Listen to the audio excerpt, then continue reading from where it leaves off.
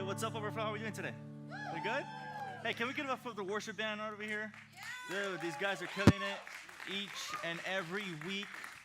We're blessed. We really are. Franco's kids, guys. But hey, quick question for all of us here. Who here has had an intense craving before? All right? Oh, Jerrell's like, yeah, all the time. But no, but to be honest, for me, I don't really have any cravings per se.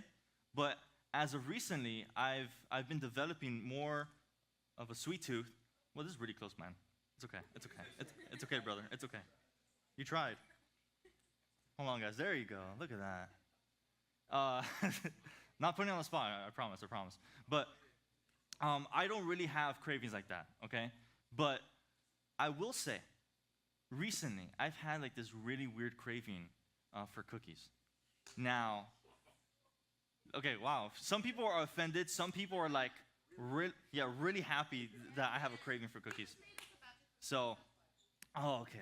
See, that makes no more sense.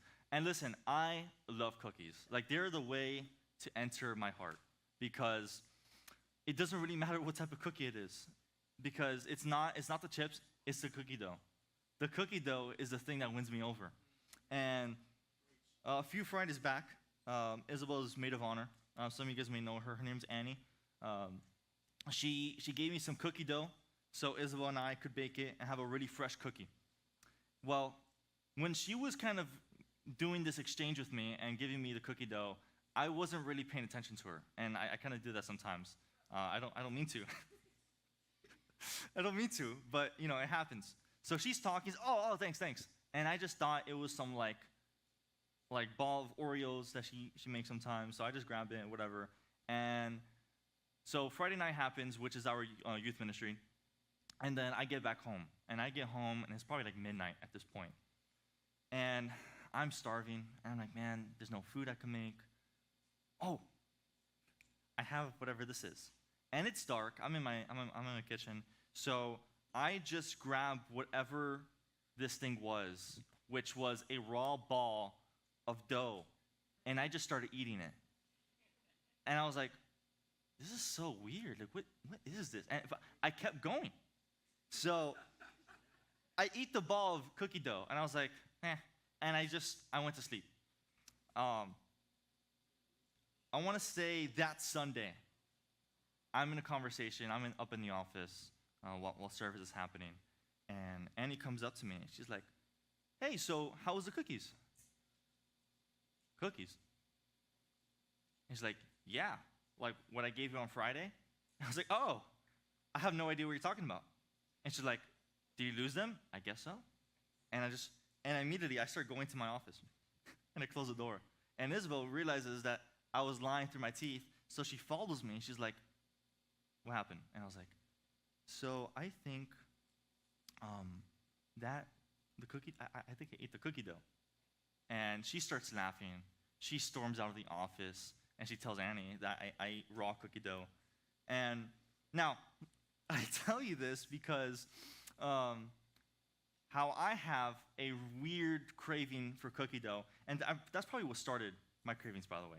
It was that day. The same way I have some cravings, Isabel, my fiance, has cravings all the time. And recently, she's been having this craving for papaya green iced tea from Panera Bread, right? So I don't know what's the hype over it. So one day we were going to Taco Bell, and we were getting some stuff. I was getting my Supreme Crunch Wrap, and she's like, "Yeah, that's probably the best thing on the menu right there." Okay. Well, it's my favorite thing on the menu. All right. So I get my Supreme Crunch Wrap, and she's like, "Well, I don't want anything to drink here, but I do want to get a green tea from Panera Bread." So I'm like, "Okay." So we get our order, and then we go to Panera Bread. And I didn't want to go to the drive-thru, so we get up, and then we walk inside. And she's like, hey, can I get a cup for the green iced tea? And the guy just comes over. He's like, yeah, sure. He gives us a cup, and he hands it to us. And I was like, oh, it's free. And I was going to start just moving along. And this was like, wait, are you sure? Like, don't we have to pay for this? He's like, no, it's fine. He's like, are you sure? I'm like, babe, let's go. This is free. Like, we're saving some money here. And she's like, no, but are you sure? He's like, yes, I'm sure. And I'm like, of course you're sure. Like, and I'm just ready to go. I'm ready to go. But, luckily, this guy didn't second guess himself. And then we get this green papaya tea, right? 2 days later, I'm in the office, and I'm leaving. And I called her. And it's like, hey, I'm on my way out from the office. And she's like, oh, okay. Can you go to Panera Bread again and get me some green iced tea? I'm like, okay. So I go again, and this time, the one here in Miramar Parkway. I pull in to the Panera Bread. I walk in. I'm like, hey, can I get a green iced tea?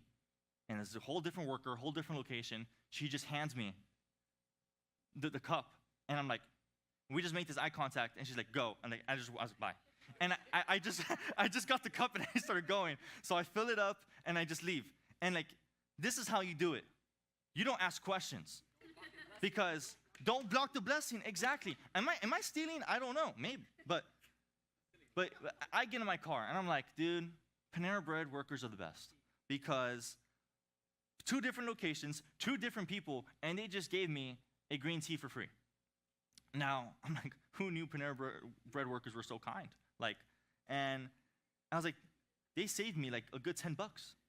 And I was so happy over that, But here's what has kind of happened over the course of time.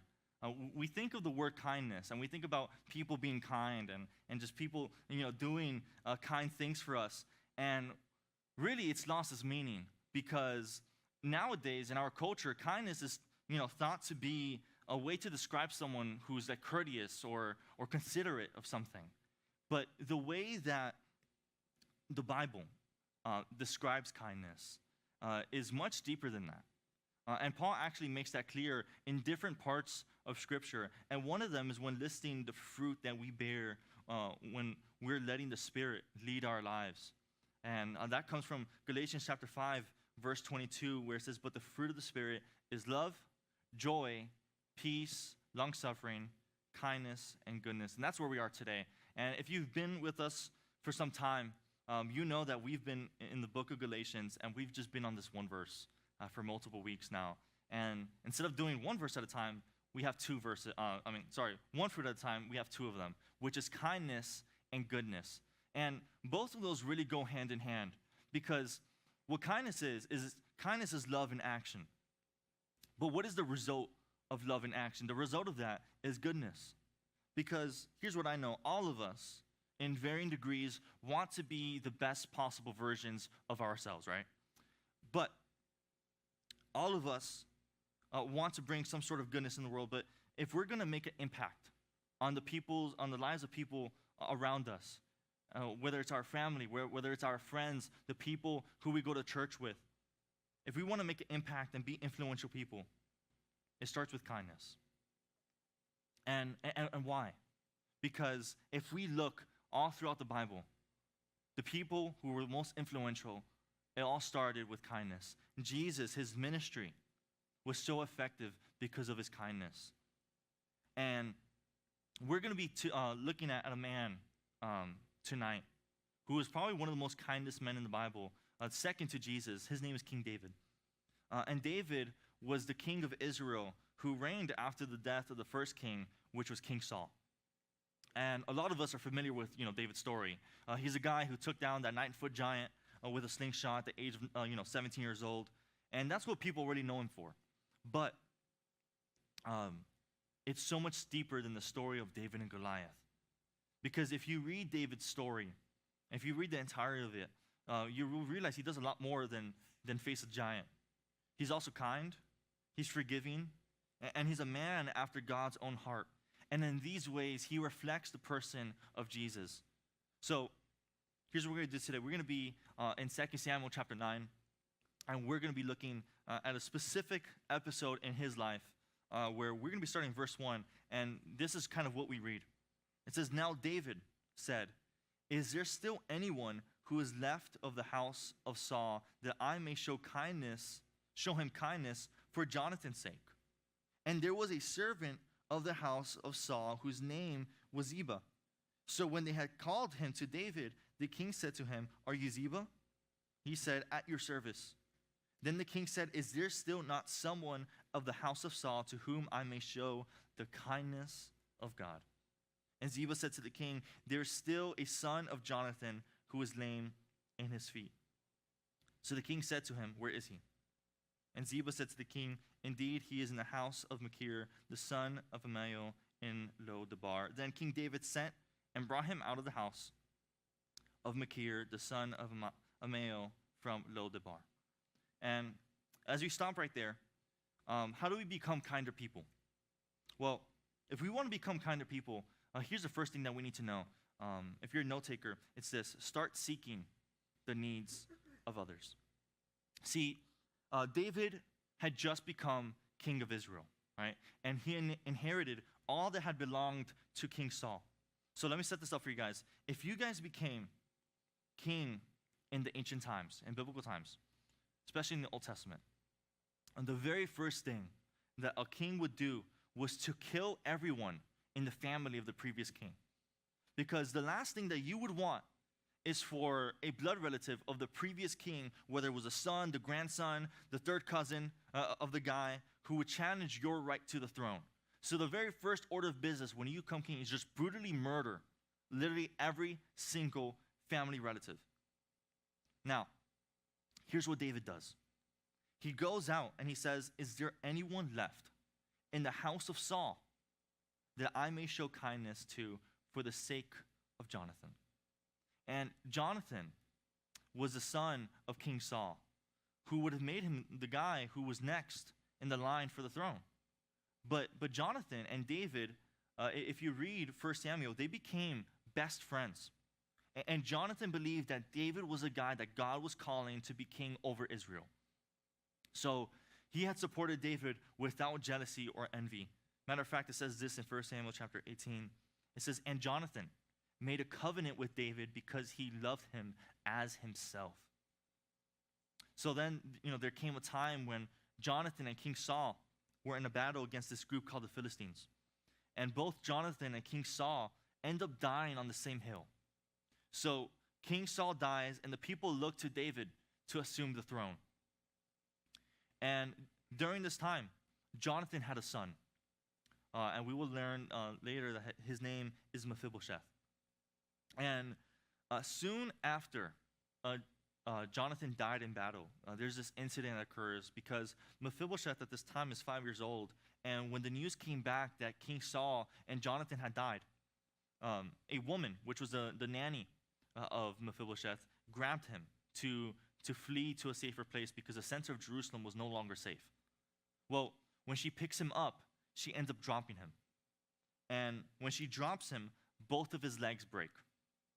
And his legs were never set into place. And because through the chaos of it all, his legs never healed properly. So now he's not able to walk. And he grows up to be a man who can never walk.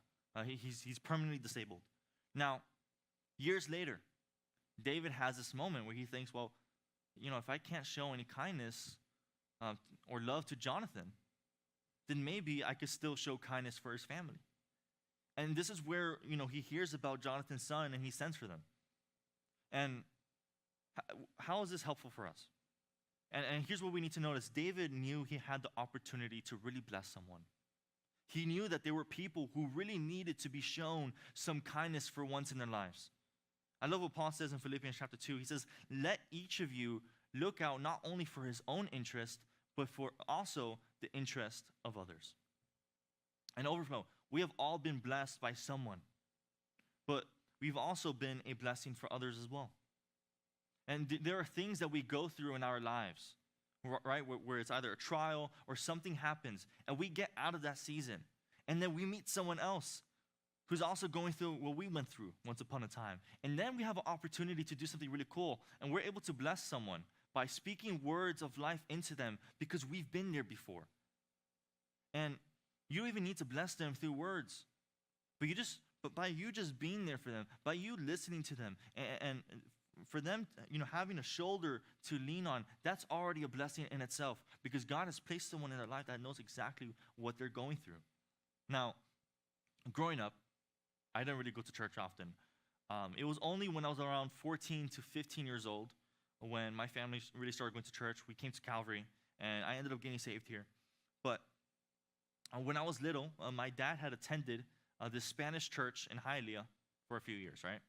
And I remember one day in specific, my dad went to this night service. I don't know what it was for. I don't know what the event was. It could have been Easter Saturday. I have no idea. But he takes me with him, and I thought I was going to be with him the entire time. And I guess like from one moment to the next, I was kind of being handed off to some strangers as he went in for service. Now I know it was kids ministry, but at the time I thought I was being sent off into an orphanage. So I was literally like I was really scared because I had no idea what was going on. So I thought my dad had just abandoned me, and I was like, wait, like hello, and he just walks off. And in that moment I just get so scared. I end up going to a corner. I start crying. And, I'm in my panic and whatever. I'm having my moment. And while I was crying, this kid just came up to me and he just started talking to me. And kid you not, he comes up, he sits down. He's like, first time, huh?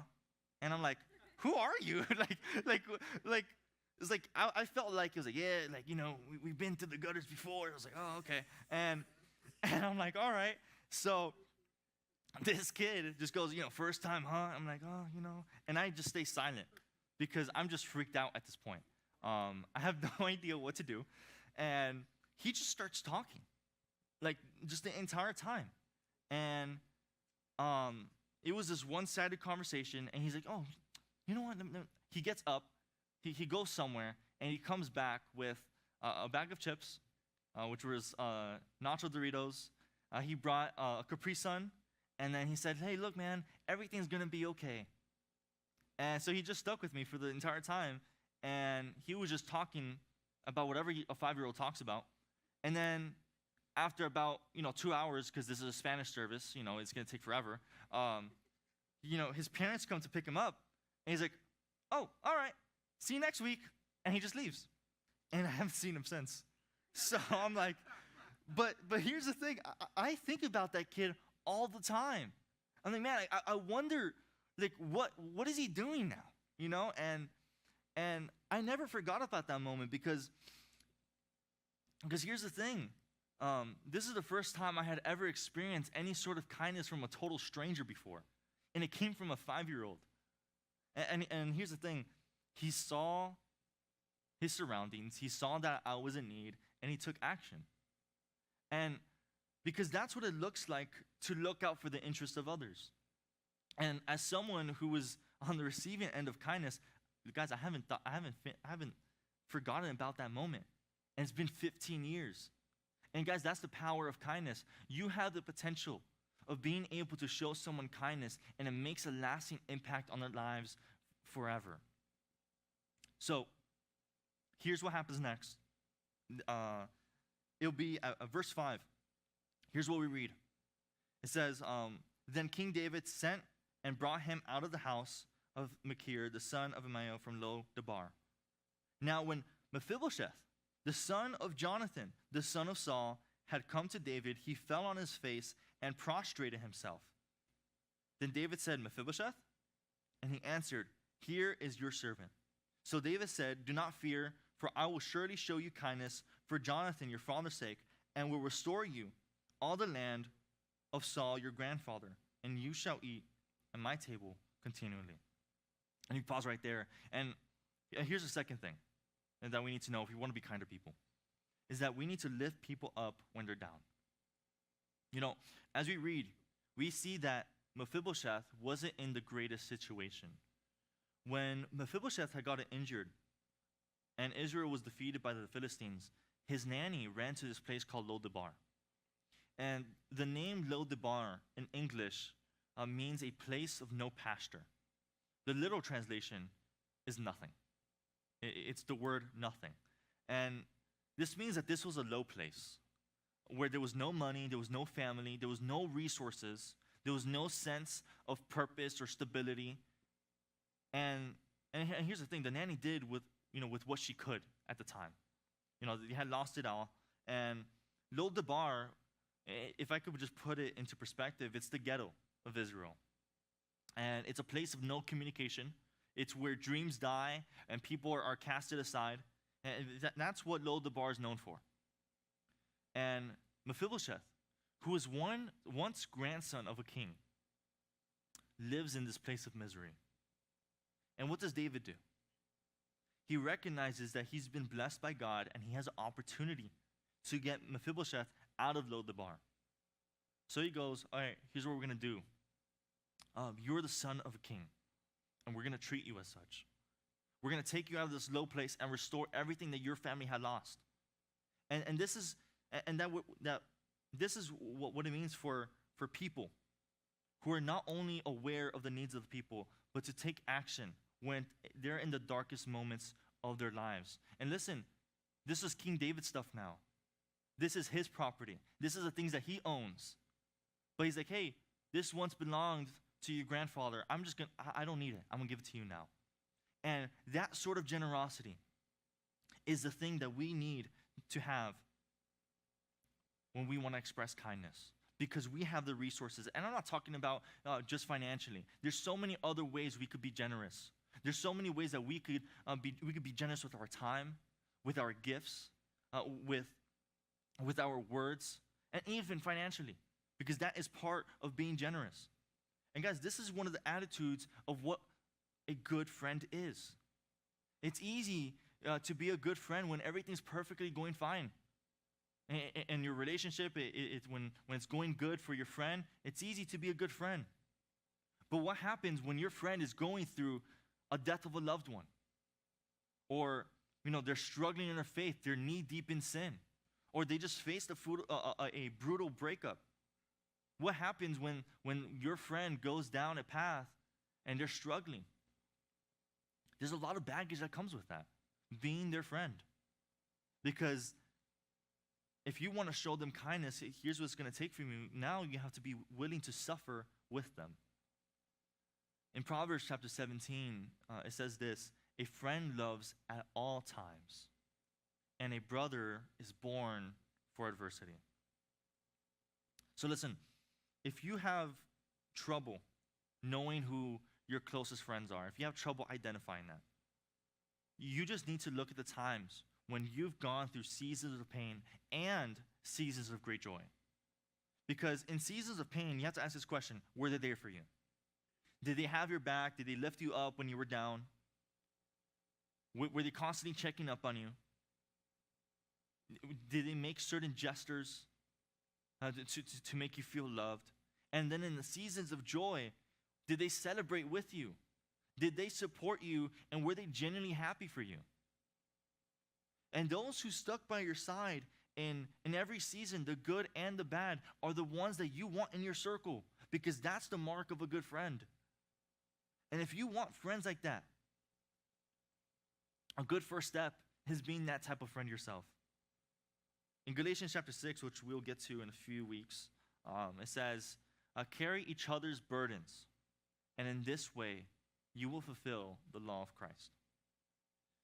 See, when your friends are burdened and they're struggling, a good friend is able to step in and help carry that weight so that they don't have to walk through it alone.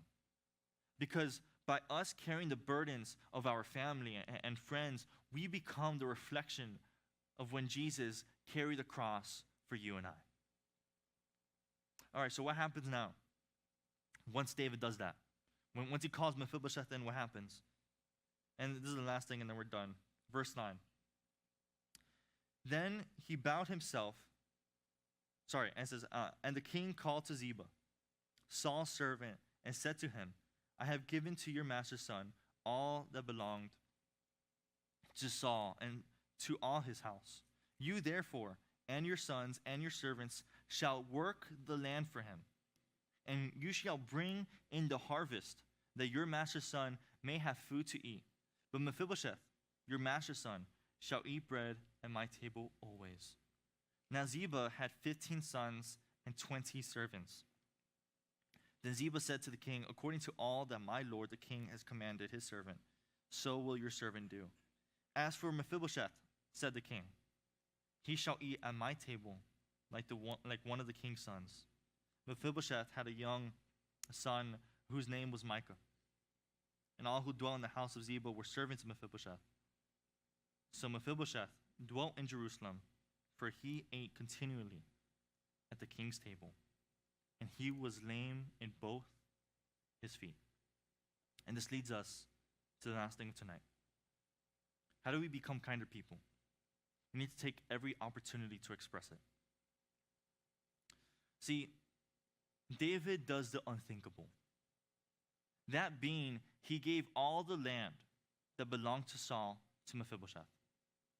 And when David became king, as I said earlier, he inherited everything that was Saul's. And he decides, well, all that was your grandfather's, now I'm going to give it to you. Oh, and Ziba, you have 15 sons and 20 servants. All of you now are going to work for Mephibosheth. Guys, that is 36 just employees right then and there.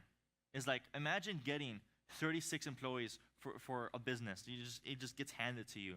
And why does that happen? Because David knew that Mephibosheth couldn't work the land because he couldn't walk. So the final thing he does is that he tells Mephibosheth, hey, you're going to sit at my table and you're never going to have to worry about anything again because you're going to eat like a son of a king. And this is a sort of kindness that, guys, that only comes from God.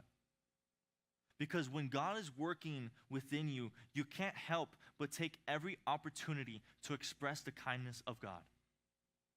And listen, when you express kindness to others, there comes this ripple effect where you start to encourage the people around you.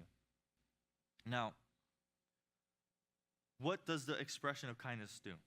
I put it on the notes, so it's on the screen right behind you. There's going to be three things that the expression of kindness can do. Kindness encourages kindness. That's the first thing. When we're kind to others, it encourages those same people to be kind as well. It's an action that's really captivating, and it leaves the person who received kindness to want to be kind as well. And that's what happens to David. If we ask ourselves, well, why is David so kind? It's because he was shown kindness when he was hiding, just like Mephibosheth. When he was running from King Saul, Jonathan loved him and knew that he had the ability to help David, so he did. And then years later, the kindness that was shown to David stuck with him so much that he went out to show kindness to Jonathan's own son. And it's funny because kindness has a way of circling back to you, where you show someone kindness and it sticks with them. And then when you're going through a season, when you're hurt, when you're struggling, that kindness has this way of coming around back to you, where it could be that same person or it could be someone new. Because when you're kind, others will be kind as well. Your family will start acting more kind. Your friends will start acting more kind. And then what happens is that there's an overwhelming kindness in your life that points to Jesus, where you can be a walking testimony of who God is and what he does, where people will look at you and they'll see the evidence of God in your life. All right, that's the first thing. The second thing is this: kindness encourages hope. So, kindness encourages hope. The kindness that you bring to people, give them a hope that there's actually a better life ahead of them. That they don't have to be living in misery like Mephibosheth. That there's a future outside of Lo-debar. That is what we can do for the people that we love. We give them hope when all hope seems lost. But here's what I know as well. A lot of us are in Lo-debar ourselves. We're in a place of no communication. We don't have much to look to in this season of our lives. It seems like no one can give us kindness. But let me tell you this. Even when there's no one, and there's no communication, and it feels like no one sees you, the kindness of the Father wants to take you out of Lo-debar. The kindness of the Father wants to take you out of that season of no communication. And he wants to give you hope. He wants to give you a purpose. He wants to heal you, and he will give you a community, but you just have to trust him. And that leads us to the last point of tonight, is that kindness encourages worth. This crippled man, Mephibosheth, compared himself to as a dead dog. He looked at how bad his life was and how he wasn't able to walk in over probably 2 decades. And he thought of himself as worthless. And listen, here's what happens sometimes. Sometimes we get caught up in how bad our lives are going. Well, we was like, oh man, life just isn't working out. My life sucks, and I can't get a job, and I've been betrayed to someone who was really close to me, and I'm not doing too well in school, and I'm just failing. I'm going to lose my scholarship. This and this is going to happen to me, and man, I just feel like no one could possibly love me. And we just think of ourselves as dead dogs.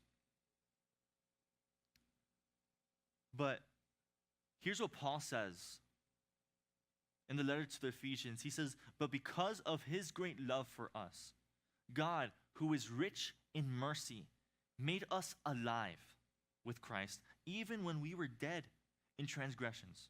It is by grace you have been saved. You're right. We were once dead. We were once dead in our sin.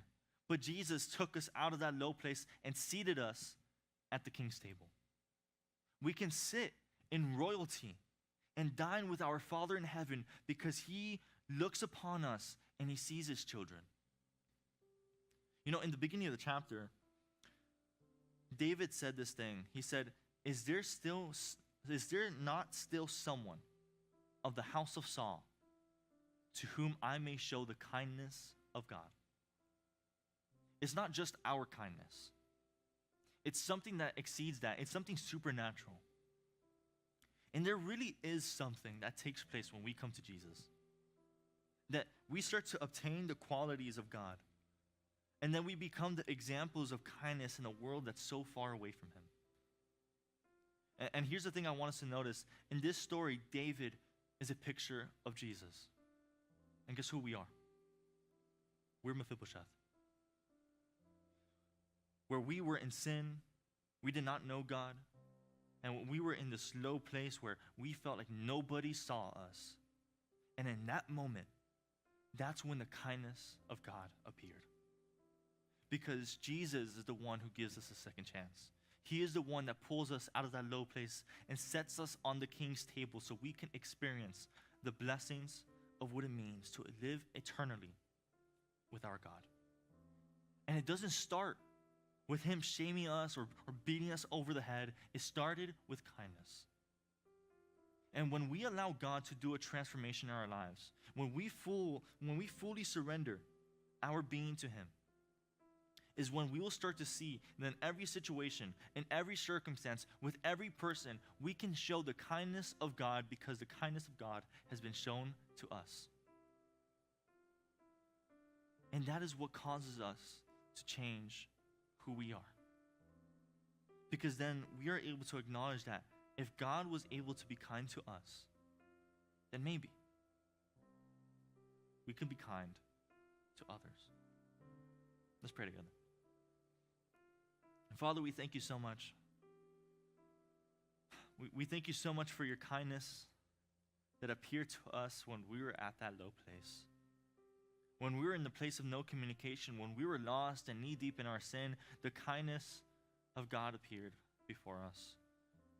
And Lord, because you showed us kindness, we can now show kindness to others. So Lord, let that be true in our lives. Continue to speak into our lives, challenge us and convict us to take that step into your direction. Where we can make a conscious decision to show kindness and show the love of God